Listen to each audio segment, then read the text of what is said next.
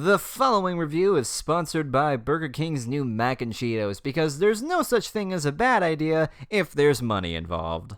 What's good, amigos? CarToonz here, and welcome to the first ever lightning round. I shouldn't have to explain this to you because I assume at least some of you are competent enough to understand what a lightning round is.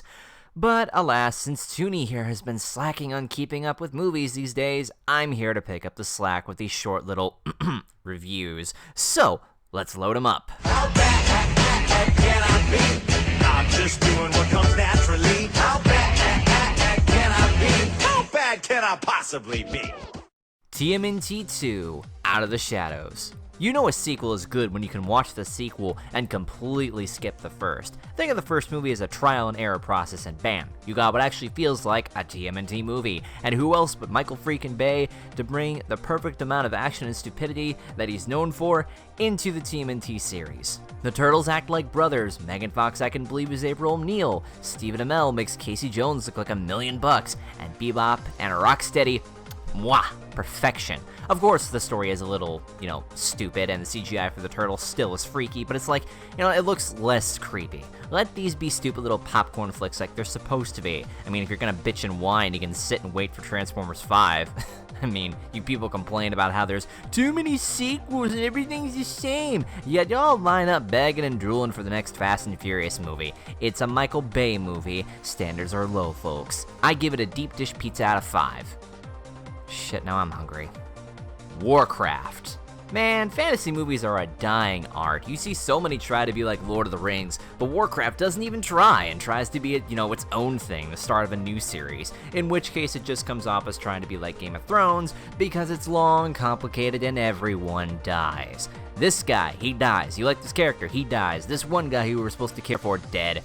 Maybe I have to be a fan of WoW to enjoy this movie, but unlike most WoW, LoL, RuneScape, Overwatch players, I actually have a life. The characters are boring, the story is boring, the CGI...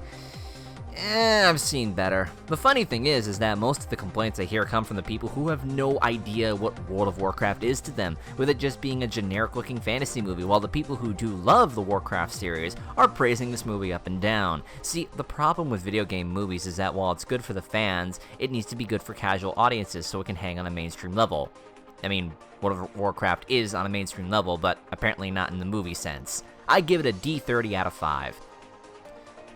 Also, my battle tag is CarToonZ, #6969. Independence Day 2, Resurgence. Ooh, Resurgence. Haven't heard anything like that since Resurrection.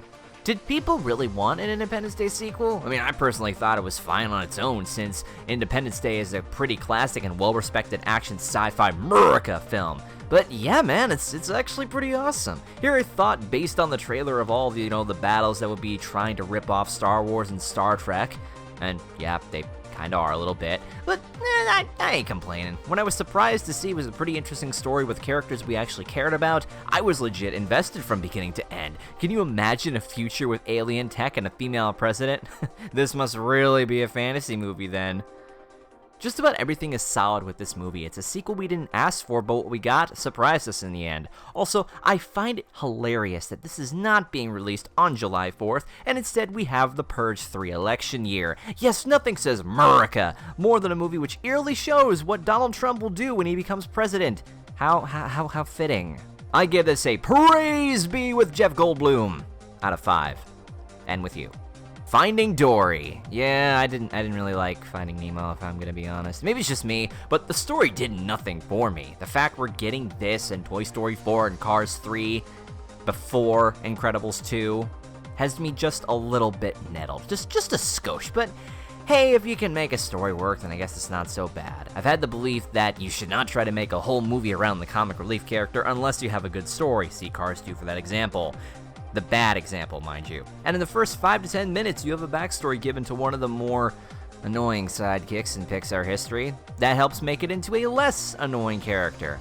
While I did enjoy this little flick, I felt that the side characters were lacking this time around. If you remember the Fish Tank Gang, well, they're more memorable than what we got here. In an odd way, it makes me kind of appreciate the first one. That's weird. So that's good, I guess. Oh yeah! To those lovely little ass clowns who threatened to boycott Pixar over a lesbian couple in the trailer that is literally 5 seconds in the movie, and you can barely even tell that it's a couple. You people make me shake my fucking head. That's like having an ad for Pepsi in the background and people complaining about that petty shit. No, Coca-Cola's better. Why isn't that in the movie? Ooh, 5 seconds of a lesbian couple. The world is ending. Yeah, guys, I don't know if you realize this, but the main character is played by a lesbian. Get over yourselves. Next, you're gonna tell me that Moana is being called out for fat shaming. You know I wasn't being serious, right? Fuck it, I give this a too much water out of 7.8. Fuck IGN. Like I got no idea what the fuck I'm doing. This has been your friendly neighborhood cartoons here. I'm awesome, and you're not.